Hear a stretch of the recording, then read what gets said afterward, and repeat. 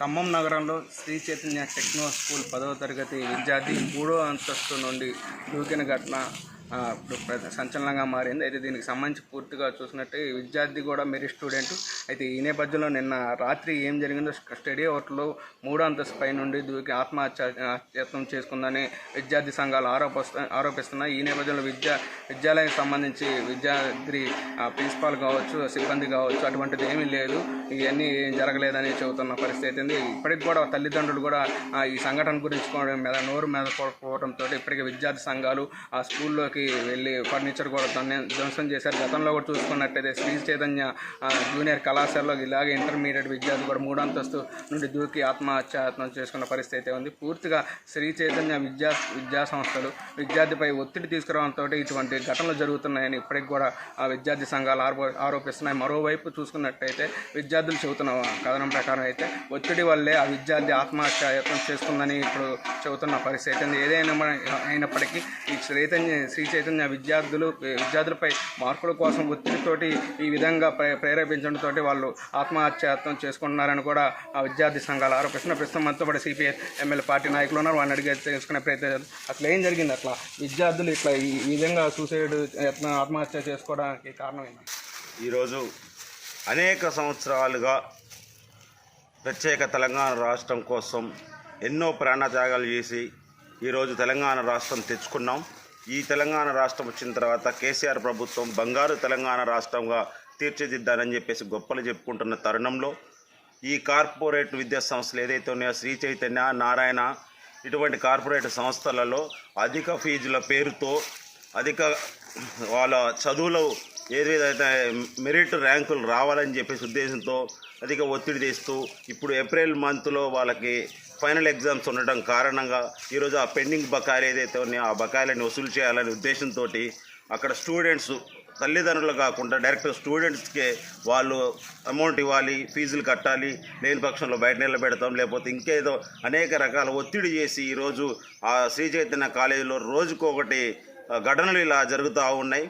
ఆ ఘటనలో ఈ తెలంగాణ రాష్ట్ర ప్రభుత్వం కానీ, ఇక్కడ ఉన్నటువంటి ఎమ్మెల్యేలు కానీ, ఎంపీలు కానీ, మంత్రులు కానీ, లేకపోతే జిల్లా యంత్రాంగం కానీ ఎవరు కూడా పట్టించుకునే పరిస్థితులు ఇక్కడ లేరు. ఈ విధంగా కొనసాగితే విద్యా సంస్థలు ఎటుపోతున్నాయి, ఏం చేస్తున్నారు అనేది కూడా తెలియట్లేదు.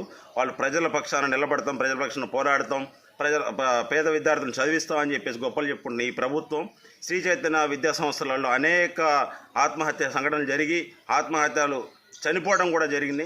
అయినా కూడా స్పందించకపోవడానికి చాలా బాధాకరం అనేది గతంలో కూడా జూనియర్ ఇంటర్ విద్యార్థి ఇదే విధంగా 3వ అంతస్తు నుండి కింద పడి ఆత్మహత్య చేసుకున్న సంఘటన చూస్తున్నాం. అయితే ఈ రోజు చూసుకున్నట్టు Sai Saranya 10th merit student ఈరోజు అంటే 3వ అంతస్తు నుండి దూకడానికి కారణం ఏంటి? విద్యా సంస్థలు ప్రెజర్ వల్ల జరిగిందంటారా? ఖమ్మం జిల్లా ఖమ్మం నడిబొడ్డునున్న ఎన్టీఆర్ సర్కిల్ ఉన్న స్కూల్లో విద్యార్థిని 10th క్లాస్ చదువుతూ ఉంది.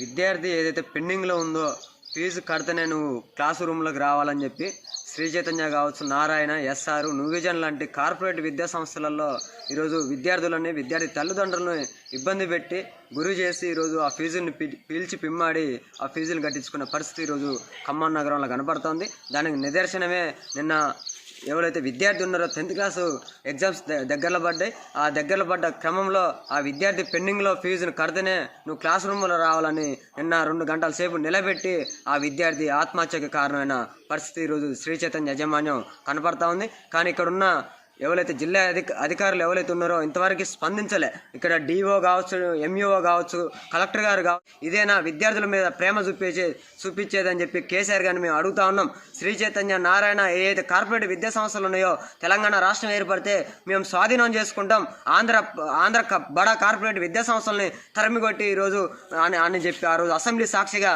చెప్పిన కేసీఆర్ గారు ఎక్కడ పోయినా మీరు నిలబెట్టుకోండి ఈ మాట అని చెప్పి ఈ సందర్భంగా వారిని మేము హెచ్చరికలు చేస్తూ ఉన్నాం. కానీ ఇంతవరకు విద్యార్థి ఆత్మహత్య చేసుకొని సంఘటన జరిగింది. ఇంతవరకు అక్కడ ఉన్న యాజమాన్యం కూడా ఇక్కడ ఉన్న ఎవరైతే జిల్లా యంత్రాంగం ఎవరైతే ఉన్నారో అధికారులు స్పందించకపోవడం అనేది మేము విద్యార్థి సంఘం పరంగా ఖండిస్తా ఉన్నాం. తక్షణమే విద్యార్థికి న్యాయమైన వైద్యం అందించాలని ఆ కుటుంబాన్ని ఆదుకోవాలని చెప్పి ఈ సందర్భంగా వారిని కోరుతా ఉన్నాం. ఎవరైతే శ్రీ చైతన్య విద్యార్థి ఇప్పుడు 3వ అంతస్తు నుండి దూకి ఆత్మహత్య చేసుకుందని చెప్తున్నారో అయితే ఆ కుటుంబానికి న్యాయం చేయాలి. ఇప్పటికైనా సరే శ్రీ చైతన్య స్కూల్ పైన అయితే క్రిమినల్ కేసులు నమోదు చేయాలి. అదేవిధంగా ఇప్పటికైనా ఉన్నతాధికారులు స్పందించి ఏదైతే పర్మిషన్ లేనటువంటి కొన్ని స్కూళ్ళు ఉన్నాయో వాటి మీద కూడా చర్యలు తీసుకోవాలని ఇప్పటికైనా ఉన్నతాధికారులు కూడా ముందుకు రావాలని కోరుతున్నారు. అయితే నిన్న జరిగిన సంఘటన చాలా మానవీయ సంఘటన. ఇప్పటికైనా అధికారులు స్పందించాలని ధర్నాలు రాస్తారోకోలు నిర్వహిస్తారని చెబుతున్న పరిస్థితి ఉంది. Camera Babu Ayyappa 6 TV Khammam.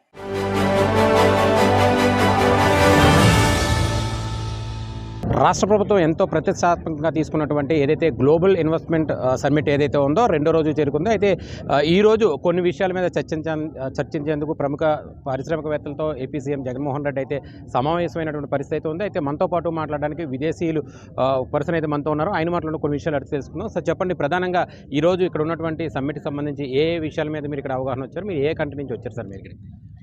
I'm Sanjay Vishwanathan, Chairman of Adi Group and Ed for All. We are a London-based conglomerate business house. We are here in Andhra Pradesh to invest in the state, and that is why I'm here at the Global Investor Summit. Totally ఈ సమ్మిట్కి సంబంధించి ఏ విషయాలు మీరు ఎలాంటి దాని మీద investment చేయబోతున్నారు sir ఇక్కడ? Okay, so our investment is mainly going to be in skill development through our company called Ed for All. And what we're doing is partnering with the government to skill and train 10 lakh students over the next 10 years.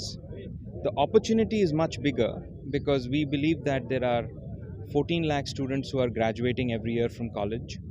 There are another 18.5 lakh students that are looking for jobs at any time. So the opportunity is 33 lakh, and therefore it is big enough for other people also to come partner with us so that AP can become the most prosperous state in the region. I keep saying AP has always been the rice bowl of India. Now AP can become the skill bowl of the world. మొత్తానికి రాష్ట్ర ప్రభుత్వం నుంచి మీకు ఎలాంటి హామీలు రావడం జరిగింది sir? So for us, the first question we always ask is, what can we do for you? Because normally everybody asks, what is the government doing? And I think as an industrialist, I always believe that we have to partner closely with governments so that together the society can prosper. Our vision at Adi Group is to be known as the Tatas of the 21st century. And if you see how Tatas have made India successful over the last 153 years, is because they have always gone to government and say, what can we do for you? And government says, great, this is what we would like and this is what we can do to help you. Then it becomes a true partnership. And what we now call public-private partnership is what we want to come into Andhra Pradesh with. We want to focus on this one state.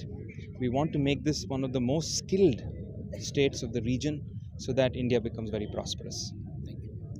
చూడొచ్చు. అయితే మొత్తానికి ఇక్కడ ఉన్నటువంటి విద్యార్థులు ఎవరైతే ఉన్నారో వీళ్ళంతా కూడా చాలా తెలివైన వారు, చాలా షార్ప్గా వర్క్ చేస్తారు. వీళ్ళతో వర్క్ చేసే విధంగా భవిష్యత్తులో రాబోయే ఏవైతే ఇండస్ట్రీస్ ఏవైతే ఉన్నాయో, అంటే మా తరపు నుంచి స్కిల్ డెవలప్మెంట్కి సంబంధించినటువంటి విషయాలు ఏవైతే ఉన్నాయో పూర్తిగా ఈ రాష్ట్ర స్థాయిలో ఉన్నటువంటి ఇక్కడ ఉన్నటువంటి మంత్రివర్గ సంబంధించిన వాళ్ళతో ఉన్నాయండి, అలాగే ప్రభుత్వంతో అవనియండి, అన్ని ఏర్పాట్లు కూడా పూర్తి చేసుకుని రానున్న రోజుల్లో ఇక్కడ పెట్టుబడులు పెట్టడానికి అయితే మేము చాలా ఇంట్రెస్టెడ్గా ఉన్నామని కూడా వీళ్ళు మాట్లాడడం వినడం జరిగింది. ఏదేమైనప్పటికీ కూడా ఆ 2వ రోజు కూడా చాలా ప్రశాంతంగా మంచి వాతావరణంలో అయితే ఇక్కడ ఉన్నటువంటి గ్లోబల్ ఇన్వెస్ట్మెంట్ సమ్మె అయితే పూర్తి స్థాయిలో చాలా సక్సెస్ అయిందని చెప్పుకోవాలి. కెమెరామ్యాన్ మూర్తితో కన్నబాబు, ఉమ్మడి విశాఖ నుంచి.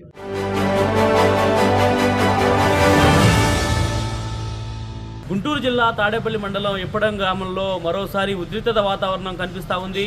ముఖ్యంగా గతంలో జనసేన పార్టీ ఆవిర్భావ దినోత్సవానికి ఇప్పడం గ్రామానికి చెందినటువంటి ప్రజలంతా కూడా సభకు సంబంధించినటువంటి స్థలాన్ని కేటాయించడం, అనంతరం అక్కడ జనసేన పార్టీ ఆవిర్భావ సభ నిర్వహించడం, అనంతరం కూడా అప్పటి నుంచి ఇప్పటి వరకు కూడా ఆ గ్రామస్తులకు ఆ సంబంధించినటువంటి అధికారులు వేధింపులు గురి చేస్తున్నారంటూ కూడా గ్రామస్తులు తీవ్రస్థాయిలో మండిపడతా ఉన్నారు. ముఖ్యంగా ఇప్పడం గ్రామానికి సంబంధించినటువంటి ఏదైతే 60 అడుగుల రోడ్డు ఉందో ఆ రోడ్డుకు సంబంధించి కూడా పూర్తి స్థాయిలో కూడా విస్తరణ పేరుతో అక్కడ ఉన్నటువంటి ఇరువైపు ఉన్నటువంటి ఇళ్లను కూల్చే ప్రయత్నం చేస్తూ ఉన్నారు అధికారులు అని చెప్పి కూడా వారంతా తీవ్ర ఆగ్రహం వ్యక్తం చేస్తూ ఉన్నారు. ప్రస్తుతం మనం ఉదయం నుంచి కూడా ఇప్పడం గ్రామంలో పరిస్థితి చూస్తే చాలా దారుణంగా ఉందని చెప్పుకోవాలి.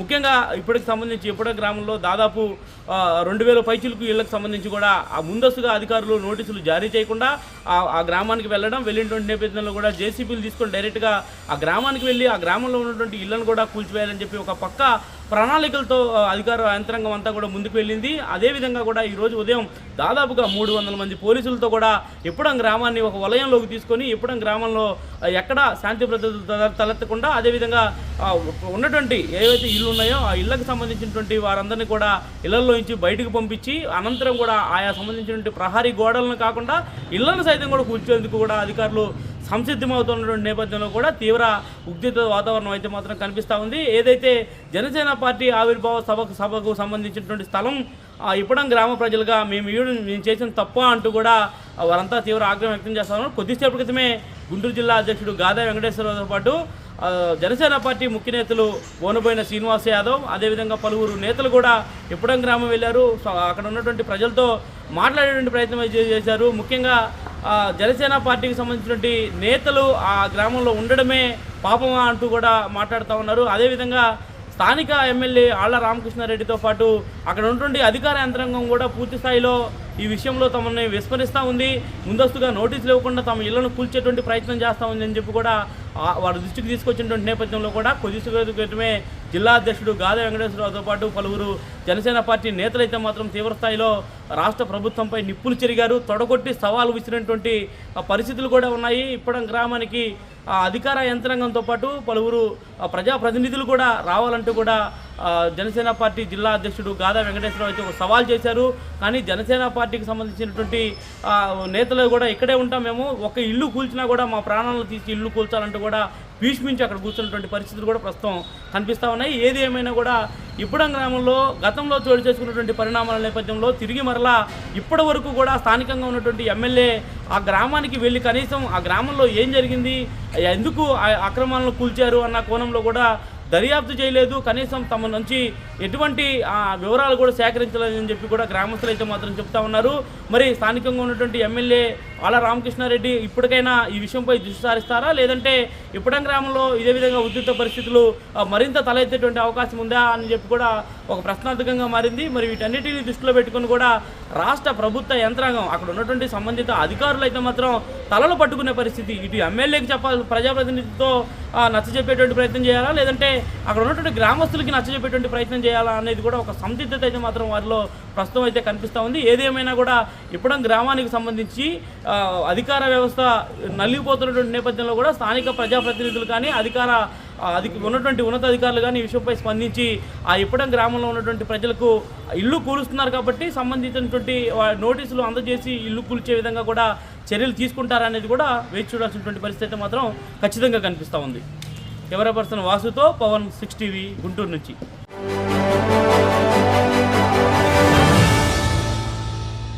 తాడేపల్లి మండలం గుంటూరు జిల్లా ఇప్పట గ్రామంలో మరొకసారి అయితే మున్సిపల్ అధికారులు అయితే మరొక సరికొత్త వివాదానికి అయితే తెరలేపినట్లయితే మనకి స్పష్టంగా తెలుస్తుంది.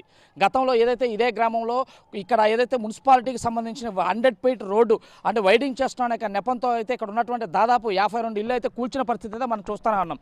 ఇళ్లతో పాటు కొన్ని గోడలు కూడా అంటే ప్రభుత్వం ఏదైతే కార్పొరేషన్ వాళ్ళకి చెప్తున్న విధానం ఏదైతే ఉందో ఇదంతా కూడా కార్పొరేషన్ సంబంధించిన ల్యాండు, దానికి ముందుగానే మేము నోటీసులు ఇచ్చాము, నోటీసులు ఇచ్చిన ప్రకారం మాత్రం మేమంతా వీళ్ళకి ఇల్లు కానీ గోడలన్నీ మేము కూలుస్తాము, ఇదంతా అక్రమంగా ఉన్నటువంటి గవర్నమెంట్ దాంట్లో కట్టారు అని చెప్పేసి కూడా కార్పొరేషన్ అధికారులు అయితే చెప్పడం అయితే చూసాం. కానీ ఇక్కడ 52 కుటుంబాలు అయితే ఇదంతా కూడా కేవలం దుర్మార్గంగా అయితే గతంలో ఇచ్చినటువంటి అంటే సంవత్సర కాలం క్రితం పవన్ కళ్యాణ్ జరిగినటువంటి ఆవిర్భావ సభ అంటే ఏదైతే జనసేన పార్టీ కార్యాలయం పార్టీకి సంబంధించిన ఆవిర్భావకు సంబంధించినటువంటి మీటింగ్కి మేమంతా కూడా పొలాలు ఇచ్చామన్న నేపథ్యంలో కేవలం వైఎస్ఆర్ కాంగ్రెస్ పార్టీకి సంబంధించిన వాళ్ళు కక్షపూరితంగా మాత్రమే మాకు ఇక సంబంధించినటువంటి గోడలు కానీ ఇక్కడ కట్టుకున్నటువంటి ఇల్లు కూల్చారని చెప్పేసి ప్రధానమైన ఆరోపణ అయితే జరుగుతుంది. ఏదైతే అక్కడ సభ జరిగిందో 6 నెలలకి అందరికీ నోటీసులు ఇచ్చి ఇక్కడైతే తీసుకున్నట్లయితే ప్రస్తుతానికైతే మనం ఇప్పడం గ్రామంలో ఉన్నాము. ఇది కేవలము 100 ఫీట్ రోడ్డు వైండింగ్ కోసం మాత్రమే ఇదంతా కూడా గోడలు కానీ ఇల్లు కానీ ఎన్ని కూలుస్తున్నాం అని చెప్పేసి ఏదైతే ప్రభుత్వం చెప్తుందో, కానీ ప్రధానంగా చూసుకుంటే కేవలం ఇక్కడ ఉన్నటువంటి రోడ్డు కూడా కనీసం 1 కిలోమీటర్ కూడా ఈ గ్రామంలో రోడ్డు అయితే ఉండదు. కానీ 1 కిలోమీటర్ కూడా లోన్ రోడ్లో మాత్రం 100 అడుగుల రోడ్డు వైడింగ్ చేయటము, సెంట్రల్ లైటింగ్ సిస్టమ్ వేయటం చూస్తుంటే ఇది కేవలం కక్షపూరితంగానే కనిపిస్తుంది చూడటానికైతే. ఎందుకంటే ఈ రోడ్లు మొత్తం కూడా ఇటు తాడేపల్లి కనెక్టివిటీ కానీ, ఇటు మంగళగిరి కనెక్టివిటీ కానీ ఎక్కడా కూడా పెద్దగా రోడ్డు లేదు ఇక్కడ. కానీ రోడ్డు లేని ఈ ప్రాంతంలో కూడా ఇది కేవలం ఈ అతి కొద్ది మంది అంటే జనసేనకు సంబంధించినటువంటి కార్యకర్తలు కానీ, నాయకులు కానీ ఈ చిన్న ప్రాంతంలో మేము 100 ఫీట్ రోడ్డు వైడింగ్ చేస్తాము అని చెప్పేసి ప్రభుత్వం కానీ అధికారులంతా కూడా చాలా కక్షపూరితంగా ఇది కొట్టినట్లయితే స్పష్టంగా తెలుస్తుంది. దాదాపుగా 52 ఇళ్ళు అయితే ఏదైతే ఉన్నాయో 52 మందికి మాత్రం వీళ్ళంతా కూడా కేవలం ఒక సామాజిక వర్గంలో పవన్ కళ్యాణ్ గారికి మద్దతు ఇస్తున్నారని కేవలం నెపం అయితే ఇక్కడ స్పష్టంగా కనిపిస్తూ ఉంది. వాస్తవంగా చూసుకున్నట్లయితే ఇక్కడ 100 ఫీట్ రోడ్డు వేయడానికి ఎటువంటి అక్కడ పెద్దగా కూడా అభివృద్ధి చేయడానికి కూడా అక్కడ ఆనవాళ్ళు అయితే కనిపించట్లేదు. ఇది ఎక్కడా కూడా దీని కనెక్టివిటీ కూడా చాలా తక్కువగా ఉంది. కేవలం ఇది ఒక పల్లెటూరు అవటం వల్ల ఈ పల్లెటూరులో ఉన్న రోడ్డునే వైండింగ్ చేసి మంచి కాలువలో వీటన్నిటితో మంచి బ్యూటిఫికేషన్ చేయడానికి అవకాశం ఉంటుంది. కానీ అధికారులు మాత్రం కేవలం ఇక్కడ 100 అడుగుల రోడ్డు వేయాలని చెప్పేసి ఇక్కడ ఉన్నటువంటి ఒక విధమైనటువంటి ఒక ఉద్రిక్తమైన వాతావరణాన్ని కలిగించడానికి ఈ రోజైతే అధికారులు అయితే పూనుకున్నారని చెప్పాలి. ఇప్పుడు చూసుకున్నట్లయితే ఇక్కడ ఇప్పటి గ్రామం అంతా కూడా పోలీసు వలయంతో అయితే ఇప్పటికే పోలీసులు అంతా కూడా ఇక్కడ చేరిపోయినట్ల పరిస్థితి చూస్తాను. ఎక్కడ అవాంఛనీయ సంఘటనలు జరగకుండా పోలీసు వారు అయితే ఎప్పటికప్పుడు ఎవరిని బయట వాళ్ళని లోనకి రానియకుండా కూడా పోలీసులు ప్రహారాగాస్తున్న పరిస్థితి చూస్తానన్నా. ఇటు చూసుకున్నట్లయితే జనసేనకు సంబంధించి జనసేన కార్యకర్తలంతా కూడా ఇది కేవలం కక్షపూరితంగా మాత్రమే ఇది ఒక వైండింగ్ చేస్తున్న రోడ్డే తప్ప ఇక్కడ ఈ గ్రామంలో 100 అడుగుల రోడ్డు వేసి ఇక్కడ సెంట్రల్ లైటింగ్ సిస్టమ్ వేసేంత ఒక ఇది లేదు అని చెప్పేసి కూడా ఆరోపిస్తున్నారు. ఏదేమైనప్పటికీ 60 అయితే పరిశోధన చేసినట్టు మన పరిశోధనలో తెలియదంటే ఇటు పక్క నుంచి కానీ ఇటు పక్క వరకు గ్రామంలోకి చూసుకున్నట్లయితే ఎక్కడా కూడా కనీసం ఈ రోడ్డు 1 కిలోమీటర్ కూడా లేకపోవటం. ఈ 1 కిలోమీటర్ లేని రోడ్డును అయితే మాత్రం కేవలం ఇంత పెద్ద రోడ్డు చేయాలి అనుకోవడం చూస్తున్నట్లయితే ఇది కేవలం ఇది ఒక ఏదో కక్షపూరితంగా జరిగినట్లు మాత్రమే మనకైతే అనిపిస్తున్నట్టు పరిస్థితి కనిపిస్తుంది. దీంతోపాటు గతంలో కూడా ఈ రోడ్డు విషయంలో వీళ్ళంతా కూడా కోర్టుకు వెళ్ళిన పరిస్థితి చూస్తాను. కోర్టుకు వెళ్ళినప్పుడుగా ఆ రోజుల్లో ఉన్నటువంటి ఇక్కడ రైతులంతా కూడా ఒకటే చెప్తున్నారు, మాకు ఎవరో ఎటువంటి నోటీసులు ఇవ్వలేదు, నోటీసులు ఇవ్వకుండా సడన్గా వచ్చి కూల్చేశారని చెప్తున్నారు. కానీ అధికారులు మాత్రం మీ నోటీసులు ఇచ్చామో నోటీసులు ఇచ్చినా కూడా ఇవ్వలేదని చెప్పేసి ఇక్కడ ఉన్న వాళ్ళు వాదిస్తున్నారన్నారు. ఏదేమైనప్పటికీ ఈ విషయం అయితే కోర్టుకు వెళ్ళటం, కోర్టులో కూడా ఏదైతే ఇక్కడ వెళ్ళిన రైతులకు కూడా ఒక ఎదురు దెబ్బ తగిలిన పరిస్థితి అయితే మనం చూస్తూనే ఉన్నాం. మళ్ళీ కూడా అదే పరిస్థితికి మళ్ళీ రెండోసారి కూడా అధికారులు అయితే తెగబట్టడం చూసాము. ఇప్పటికే పొద్దున్నుంచి అయితే ఇక్కడ పొక్లైనర్లు కానీ జేసీబీలతో తీసుకొచ్చి అక్కడ గోడలు కూరుస్తున్న పరిస్థితి అయితే మనకి స్పష్టంగా తెలుస్తుంది. కనీసం ఏదైతే ఒక అంటే అభివృద్ధికి చేయటానికి అనువైన ప్రాంతంలో అభివృద్ధి చేసినా కూడా అందరూ స్వాగతిస్తారు. కానీ ఇక్కడ అభివృద్ధి చేయడానికి ఇక్కడ అంత ఉపయోగకరంగా లేని ప్రాంతంలో కూడా అభివృద్ధి పేరుతో ఇక్కడ చేయటం అయితే కేవలం ఇది కక్షపూరితమైన కనిపిస్తుంది అన్నట్లయితే 6 టీవీ గ్రహించి. ఇది తాజా పరిస్థితి. ఇప్పటి నుంచి వీడియో జర్నలిస్ట్ వలితో కృష్ణమేడ ఇప్పటం.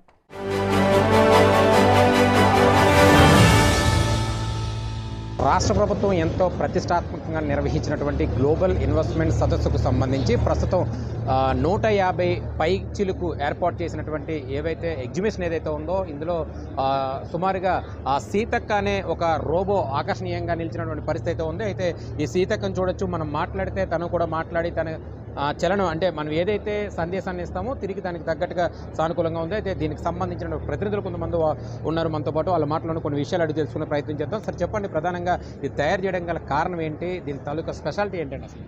ఏం లేదండి, మనకి అరకు వ్యాలీ మ్యూజియంలో ఈ రోబోట్ తాలూకా ఉపయోగం అనేది మనం చూడబోతున్నాం shortly. So the first most important consideration ఏంటంటే అరకులోని మనకు అందరికీ తెలిసిందే కాఫీ బీన్ అనేది ఇన్వెంట్ అయ్యింది. ఆ కాఫీని ఆ మ్యూజియంలో ఒక గైడ్ని రూపంలో చూపిస్తున్నారు.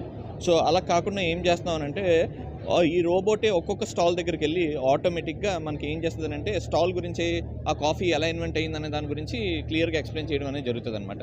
సో ఈ ఆర్కిటెక్చర్ అంతా కూడా మీకు ఏంటంటే ఈ మోటరైజ్డ్ మూమెంట్స్ ఉంటాయి. ఆ హెడ్కి ఒక మోటరైజ్డ్ మూమెంట్ ఉంటుంది. ఈ మోటరైజ్డ్ మూమెంట్కి డైరెక్ట్గా మనం ప్రోగ్రామ్ రాసి డైరెక్ట్గా పెడతాం అనమాట. సో ఎప్పుడైతే మనకి యూజర్ బేస్డ్ కంట్రోల్ వచ్చిందో ఆటోమేటిక్గా ఈ మోటరైజ్డ్ మూమెంట్స్ అనేవి కంట్రోల్ అవుతాయి. అలానే సీతా షేక్ హ్యాండ్ అని అంటే ఆటోమేటిక్గా ఇన్పుట్ తీసుకొని మనకి షేక్ హ్యాండ్ కూడా ఇస్తుంది డైరెక్ట్గా. This is the case. So కొంత ఇంటర్వెల్ ఆఫ్ టైం తర్వాత మీరు వదిలేసుకుంటే, మీరు చేయి తీసేసుకుంటే అదే ఆటోమేటిక్గా కిందకి వెళ్ళిపోతుంది అనమాట. These are all the basic inputs అండి. ఇదే ఎంబెడెడ్ టెక్నాలజీ విత్ రోబోటిక్స్. రోబోకప్లర్ తలకు మెయిన్ ఏం ఏంటంటే ఇవన్నీ కూడా స్టూడెంట్స్ తోటి డిప్లాయ్మెంట్ తయారు చేయించి we would like to put in to the real time market అనమాట. ఇండస్ట్రీ అకాడమిక్ కొలాబరేషన్స్ గురించి we would like to go forward with the government. Thank you. ఈ రోబోకి సంబంధించిన డీటెయిల్స్ కూడా ఒకసారి దాని గురించి ఎక్స్ప్లెయిన్ చేయండి సార్ ఒకసారి. ఇది డైరెక్ట్గా మీకు ఏంటంటే సర్వింగ్ రోబోట్ అండి. ఈ రోబోట్ సర్వింగ్ రోబోట్ డైరెక్ట్గా మనకి ఏంటంటే ఇండస్ట్రీస్లో కానీ హోటల్స్లో కానీ రోబోట్స్ని ఇప్పుడు మనం అందరం చూస్తున్నాం. సో ఇక్కడ బేసిక్ ఇంపార్టెంట్ కన్సిడరేషన్ ఏంటంటే ఒక్కొక్క ప్లేస్కి ఒక హోటల్స్లో మనకి డైరెక్ట్గా ఒక 10-20 టేబుల్స్ దాకా ఉండొచ్చు. చెఫ్ ఏం చేస్తాడంటే డైరెక్ట్గా తీసుకొని వచ్చి ఆ ఫుడ్ స్టఫ్ని ఇక్కడ పెడతాడు. So you will have a tablet here. So ఆ ట్యాబ్లెట్లో టేబుల్ 10 అని మీరు కొట్టగలని ఆటోమేటిక్గా రోబోట్ టేబుల్ నెంబర్ 10కి వెళ్ళేసి ఆటోమేటిక్గా ఆపుతుందన్నమాట. ఇవి లేటెస్ట్ టెక్నాలజీతో రోబో కప్లర్ అనేది మీకు ఒక ఆటోమేషన్ ఫీల్డ్లో మేము విశాఖపట్నంలో మేము చేస్తున్నాం మొత్తం అంతా.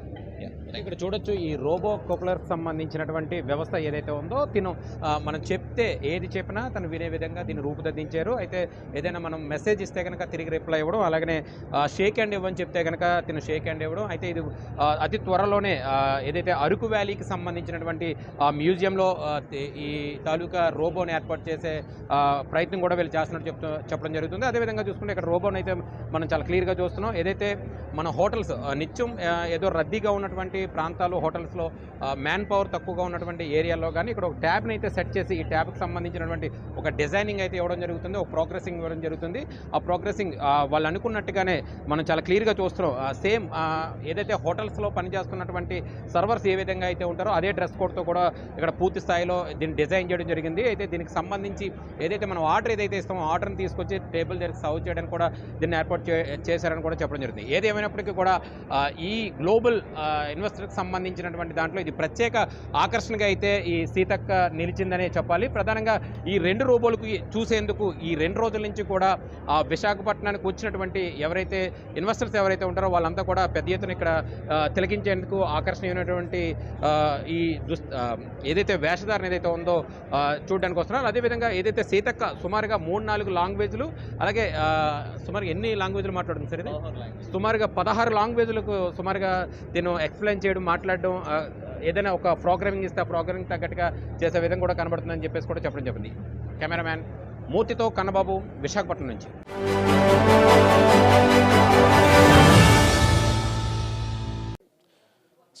స్వరాష్ట్రం సిద్ధించినాక పరిపాలన సౌలభ్యం కోసం కొత్తగా ఏర్పరచుకున్న మండలాలు, కొత్తగా ఏర్పరచుకున్న మున్సిపాలిటీలు ఇవన్నీ ప్రజలను పాలించడానికి, ప్రజలకు సులభతరంగా సమస్యలు తీర్చడానికి ఏర్పడిన మండలాలు, ఏర్పడిన మున్సిపాలిటీలని ఒక వైపు ప్రభుత్వం చెబుతూ ఉండగా మనకు ఇక్కడ మంచిర్యాల జిల్లాలో నూతనంగా 3 మున్సిపాలిటీలు ఏర్పడ్డాయి.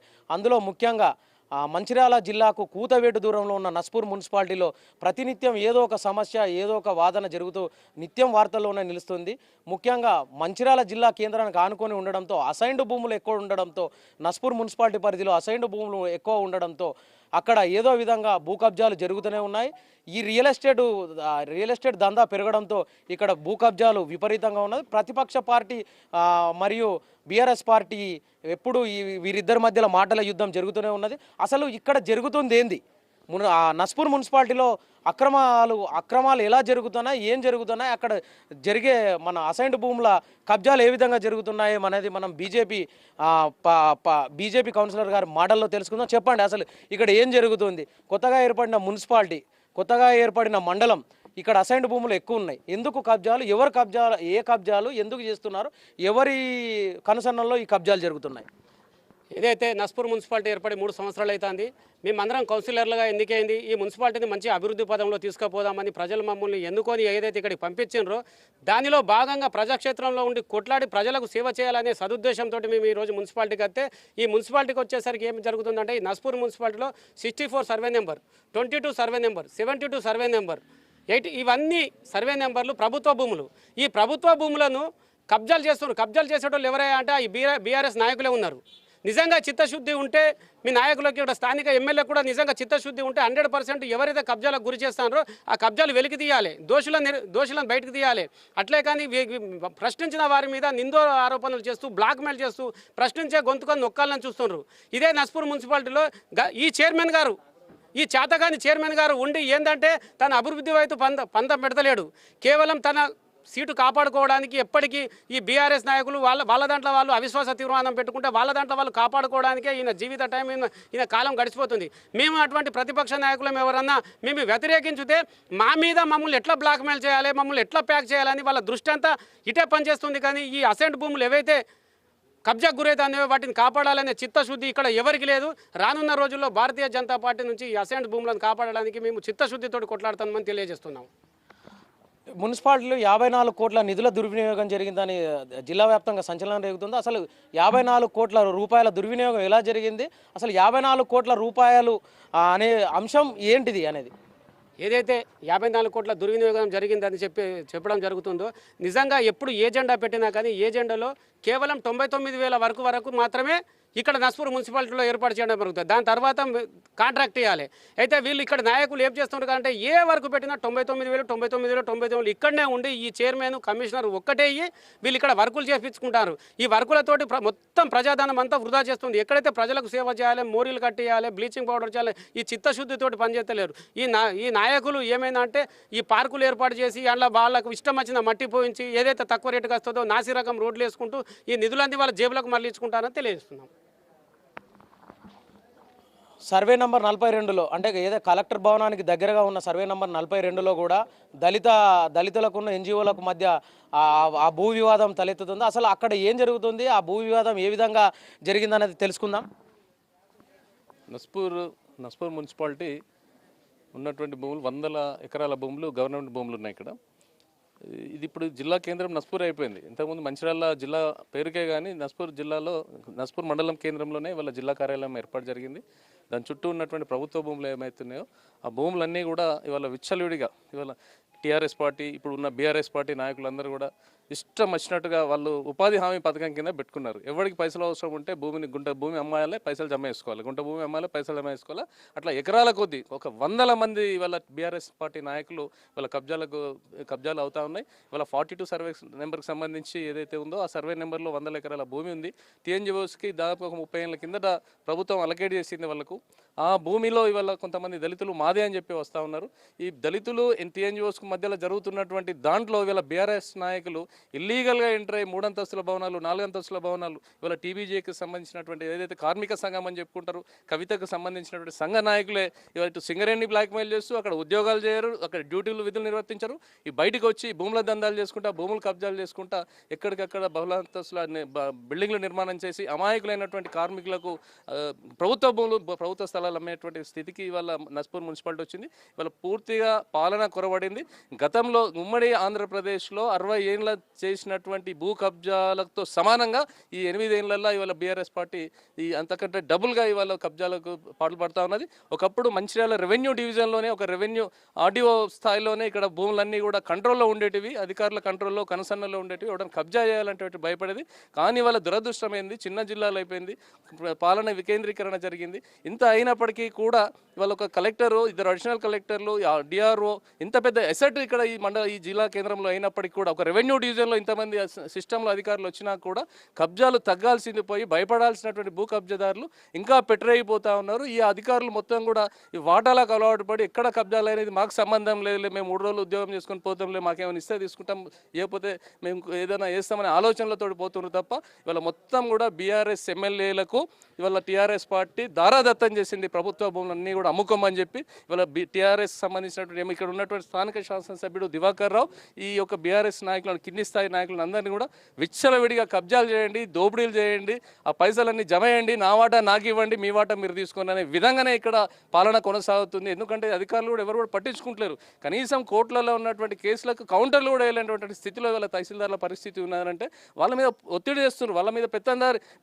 వాళ్ళ మీద చాలా దారుణంగా ఒత్తిడి చేస్తున్నారు. ఉద్యోగం చేస్తారా, ఇంటికి పోతారా, లేకపోతే అడవులకు ట్రాన్స్ఫర్ అయిపోతారా అని చెప్పి భయభ్రాంతులకు గురి చేయడం మూలంగానే అధికారులు కూడా ఏం సపోర్ట్ చేయనటువంటి పరిస్థితి ఉన్నది. చాలా బాధాకరమైన విషయం. ఇక్కడ అసలు పాలన కొనసాగుతలేదు. ఒక దాష్టికంగా ఇవాళ ఇక్కడ పరిస్థితి తయారైంది. దౌర్జన్యాలు, అరాచకాలు ఇవాళ పేదలు నిరుపేదలు ఎవరైతే ఉన్నారో నిలువు నీడ పెట్టుకోవడానికి గుడిసె వేసుకోవడానికి ఇవాళ గజం 10 గజాలు 20 గజాల భూమి లేదు. కానీ ఇవాళ బీఆర్ఎస్ నాయకుడు ఒక్కొక్కడు ఎకరాలకు ఎకరాలు వాళ్ళు ఇక్కడ కబ్జా చేసి ఉన్నారంటే ఇదంతా కూడా కేసీఆర్ పాలనలో జరుగుతున్నటువంటి అవినీతిగానే మేము మంచిర్యాల జిల్లా నస్పూర్ మండలంలో మాత్రం భూ కబ్జాలు ఆగడం లేదు. కలెక్టరేట్కు కూతవేటు దూరంలో ఉన్నా కానీ బీఆర్ఎస్ పార్టీ నాయకులు కబ్జాలు చేస్తున్నారని ఇవి బీజేపీ పార్టీ ఆరోపిస్తుంది. ఒకరిని ఆరోపించుకుంటున్నారు. ఒకవైపు బీజేపీ కబ్జా చేస్తుందని బీఆర్ఎస్ పార్టీ నాయకులు, మరోవైపు బీఆర్ఎస్ పార్టీ కబ్జా చేస్తుందని బీజేపీ నాయకులు ఒకరినొకరు విమర్శించుకుంటున్నారు. అయినప్పటికీ కలెక్టర్ సర్వసభ్య సమావేశానికి వచ్చినప్పటికి కూడా ఈ వాదనలు, ఈ గొడవలు మాత్రం ఆగకుండా నిత్యం వివాదాస్పదంగా ఏదో ఒక విధంగా వార్తల్లో నిలుస్తున్నారు.